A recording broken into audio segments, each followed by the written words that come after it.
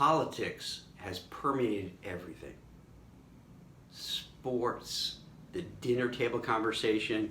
If you're going out to a restaurant, I don't know if many are going out to restaurants now with COVID, and it's even in the office.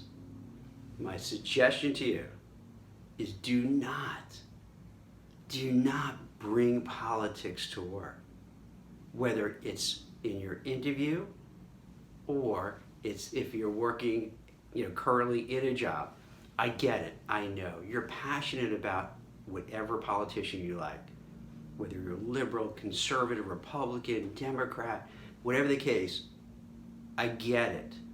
You feel very strongly about your person. You want them to win because you know they're the best and the other person is evil, they're horrible. Here's what happens. Let me give you the inside scoop of what happens with politics. You're going to put something on your resume saying, hey, I'm campaigning for such and such, whether it's a Democrat or Republican. And you're thinking, that's great, because if I'm for this Democratic person, I'm in the right. I'm doing, I'm doing the just thing. Same thing for the Republican. But what happens, the person who looks at your resume, they may have a different opinion. They may have a very strong opposing opinion.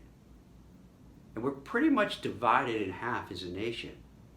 So if you look at the numbers, you're going to alienate half the population. So you're taking a risk.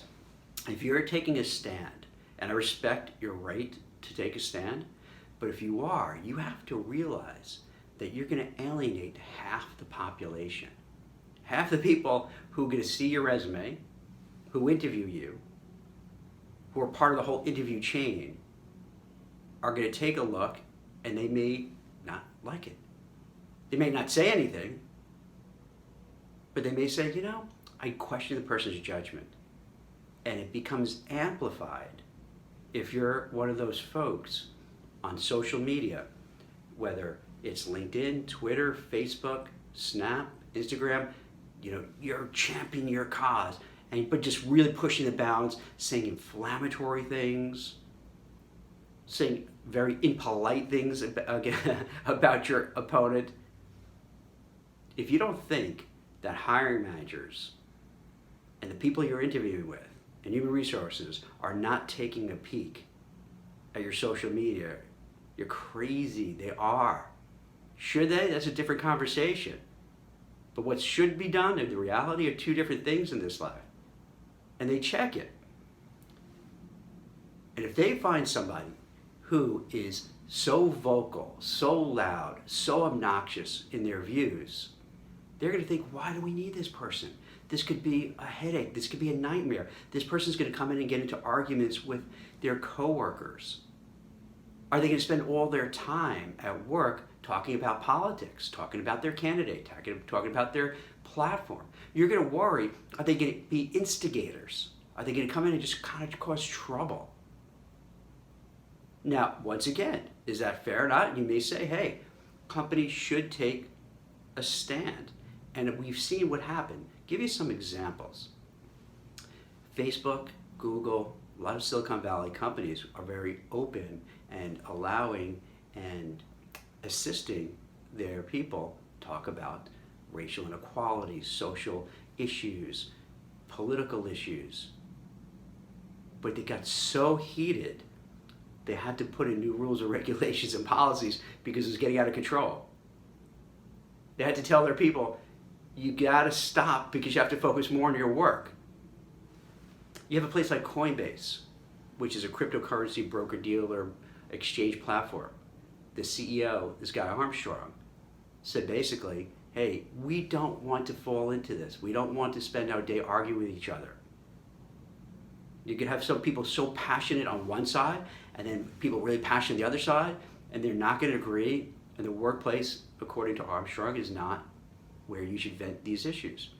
So he said basically, if you want to talk politics, God bless you, that's great, but you probably don't belong here, and we'll give you a severance package if you want to leave. And a number of people did take that up. Then you have others like Ripple, another crypto exchange, broker-dealer. They're saying, we're all in. You can do whatever you want. So this is a big issue, and you have to decide for yourself what you want to do. My role is to give that outside advice, that big picture advice, to give objective advice. Because I couldn't care less who you vote for. I'm not registered as a Republican or a Democrat. I don't belong to any party, and I never will, because I like looking at each issue on its own and making a clear-headed decision without having to feel I'm part of one tribe and I have to agree with them. But that's me. You know, it's a little different, a little unique. I'm comfortable that way. I understand a lot of people don't feel that way. They're very passionate. But you've got to be aware it could, alienate people when you interview them because they don't agree with you. You could even alienate people who do agree with you. Because let's say somebody shares your same political values and they see your social media footprint and it's pretty loud. They may be concerned that the hiring manager only hired you because you're on the same team, the same political team.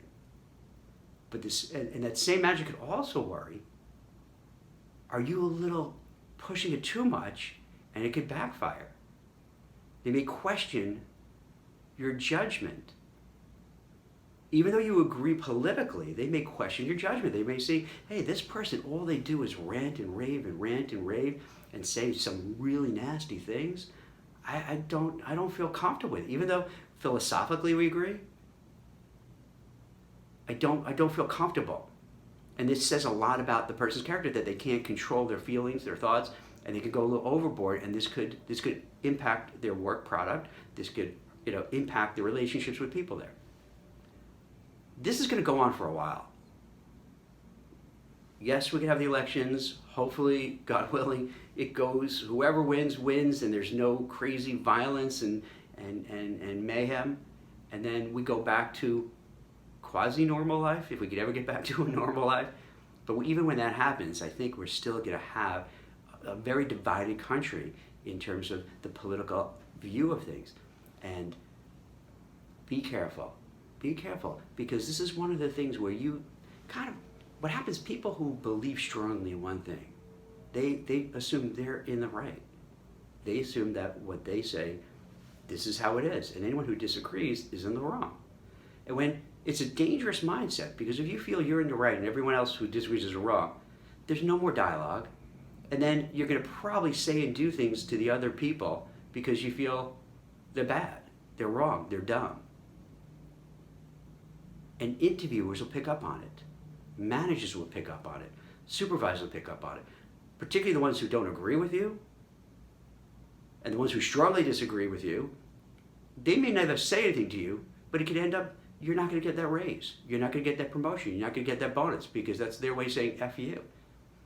You think you're so smart and you know everything? Well, yeah, guess what?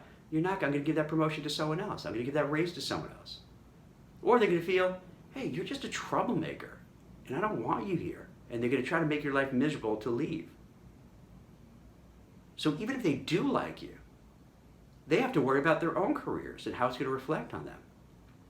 So the way I look at it, there's limited upside. I look at a lot of things in business, in life, in the job search, in your career. You have to look, what's the upside, what's the downside? To me, there's more risk in being very vocal about who you support and all your causes than not. And the risk, as I mentioned, alienating half the population, half the interviewers, half the HR people, half the hiring managers, and even the ones who are on your side could be a little leery. They don't want to feel that they're playing favorites. They may question your judgment. So there's a lot of risks attended with that. And what's the reward? The reward of doing it so you feel self-righteous? Great. But do that somewhere else. What else reward? The only other reward could be maybe you find a company that the senior management executives agree wholeheartedly with your causes, and they welcome you with open arms. And that could happen. And if you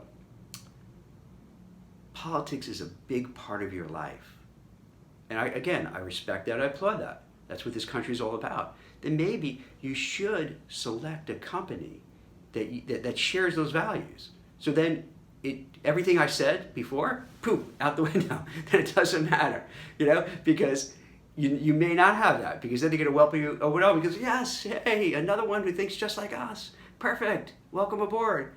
So if you do want to do it, then maybe try to find companies that share your values, the social causes you're interested in, the injustices you want to work to battle back against. If you can't find that company, then you know what? That answers the question. But I got a feeling that's going to be far and few between. So I'll suggest, do what you think is best, do what you think you have to do what you think is the right thing to do. But from an outside perspective, be judicious, be careful, be cautious, because it could end up hurting your career. It could end up you not getting the job, not getting the promotion, not getting the raise, being kind of marginalized. And in this kind of market that's pretty unforgiving, you're taking a big chance. So give it some thought. I know this, for a lot of people, won't sit well. But my job is not to make it sit well. My job is to bring these things out so you could think about it and consider it and make an informed, smart decision.